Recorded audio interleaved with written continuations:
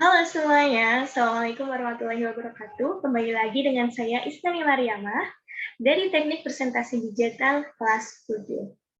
Jadi hari ini kita akan belajar mengenai lobby. Jadi sebenarnya teman-teman sudah tahu atau belum lobby itu apa?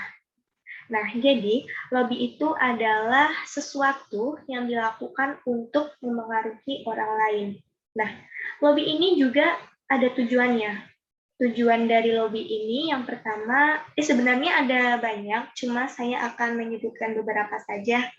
Yang pertama itu ada agar sasaran yang di lobby itu mau melakukan suatu hal sesuai dengan si pelobi gitu. Jadi ketika teman-teman menjadi pelobi nih, mengharapkan adanya si pelobi bisa memberikan apa yang teman-teman inginkan seperti itu. Terus kemudian ada juga tujuan lobby itu untuk menciptakan suatu kerjasama yang saling menguntungkan, saling mempercayai, saling menghargai dari pihak-pihak yang telah dilobi. Kemudian ada juga agar sasaran mau terbuka dan melakukan kerjasama dengan pelobi. Nah, itu ada beberapa tujuan dari lobby ini. Nah, komponen dari lobby ini juga ada teman-teman untuk melakukan praktik lobby ya. Jadi tidak hanya teori saja, ketika kita mempraktikkan, itu ada beberapa komponen yang memang harus ada gitu. Yang pertama itu adalah lobby sebagai komunikatornya, kemudian pesan atau informasi yang disampaikan oleh komunikator. Jadi pesan apa nih yang ingin kita sampaikan gitu, informasi apa yang ingin kita sampaikan kepada si lobby ini gitu. Terus kemudian ada target lobby atau sasaran sebagai komunikan. Dan yang terakhir adalah efek atau hasil kegiatan. Jadi efek atau hasil dari lobby kita ini apa sih, kesepakatannya apa nanti di belakang seperti itu. Nah, teman-teman juga harus tahu ya bahwa lobby ini merupakan salah satu bidang dalam ilmu komunikasi.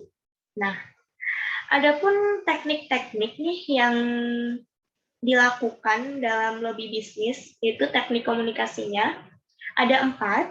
Yang pertama ada teknik komunikasi informatif, kemudian ada teknik komunikasi persuasif, kemudian ada juga teknik informasi instruksi, dan yang terakhir adalah teknik informasi manusiawi. Nah, di sini saya akan terangkan ya satu persatu mengenai dari teknik-teknik informasi tadi yang digunakan sebagai teknik lobby seperti itu. Nah, yang pertama, ada teknik komunikasi informatif. Apa sih teknik komunikasi informatif ini? Jadi, teknik informatif ini digunakan supaya orang lain mengerti dan tahu apa sih pesan yang ingin kita sampaikan gitu. Jadi, kita seperti memberikan sebuah informasi gitu. Contohnya ketika ada reporter gitu ya di televisi yang memberitahu bahwa vaksin sudah bisa dilaksanakan di bidan atau klinik-klinik terdekat gitu. Jadi contohnya seperti ini ketika di televisi. Bagi masyarakat yang ingin melaksanakan vaksin, silahkan sudah bisa dilaksanakan melalui bidan atau klinik terdekat. Dan banyak sekali sekarang yang sudah membuka vaksin massal. Jadi silahkan untuk masyarakat yang ingin vaksin, datang saja langsung ke klinik atau bidan terdekat. Nah, itu contoh dari salah satu teknik komunikasi informatif gitu. Kemudian yang kedua ada teknik komunikasi persuasif. Nah, teknik komunikasi persuasif ini digunakan supaya orang lain bersedia menerima suatu paham, perbuatan, atau kegiatan. Jadi, orang lain itu bisa bersedia menerima sesuatu yang kita beri. Gitu. Contohnya ketika kita mempromosikan barang.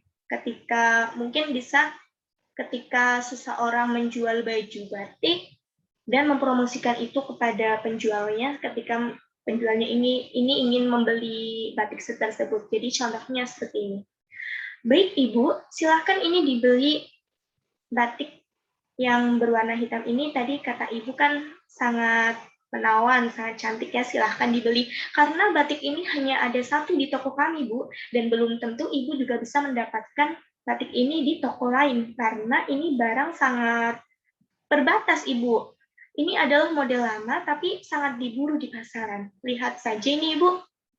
Untuk bahannya, ini adalah bahan yang bagus, teksturnya juga sangat lembut, tapi ini tidak mudah luntur.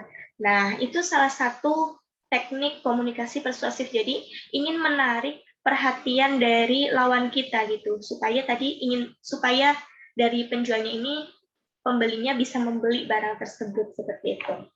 Nah, terus kemudian yang ketiga ada teknik informasi instruksi. Jadi, teknik informasi instruksi ini memberikan pesan kepada sasaran dalam bentuk paksaan dan menekankan sanksi-sanksi tertentu jika tidak mengikuti. Contohnya ketika kita berkuliah ya, itu ketika dosen memberikan tugas. Jadi ketika memberikan tugas dan harus dikumpulkan saat pertemuan berikutnya, kalau misalkan tidak dikumpulkan nih, itu akan mendapatkan nilai E. Nah, itu salah satu teknik informasi instruksi. Jadi seperti ini. Baik anak-anak, silahkan Bapak berikan tugas halaman 284, silahkan dikerjakan dan langsung dikumpulkan saat pertemuan berikutnya.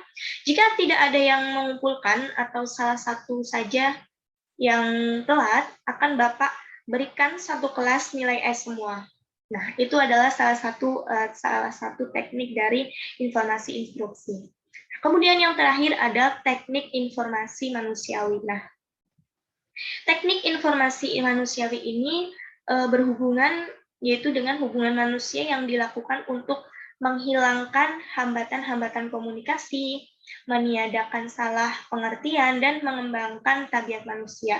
Contohnya ketika kita sedang ngobrol gitu dengan teman kita, contohnya membahas tentang transaksi akuntansi gitu. Contohnya seperti ini. Ini kemarin kita ada tugas ya halaman 284. Ini transaksi nomor 4 kalau tidak salah, debit, kas, kredit, piutang ya. Kemudian salah satunya itu menjawab, wah bukan, itu keliru. Harusnya yang benar adalah seperti ini, karena kemarin dijelaskan oleh Bapak seperti ini. Nah, itu adalah salah satu teknik informasi manusiawi. Jadi, mengalir gitu antara satu dengan yang lain, mengobrol dan memecahkan suatu masalah juga. Gitu. Baik teman-teman, untuk materi lobby hari ini cukup sekian. Mohon maaf apabila ada kesalahan yang saya terangkan, teman-teman juga bisa dalami sendiri, searching-searching gitu di Google, banyak sekali materi-materi tentang lobby ini, dan teman-teman bisa dalami juga untuk praktik-praktiknya. Terima kasih. Wassalamualaikum warahmatullahi wabarakatuh.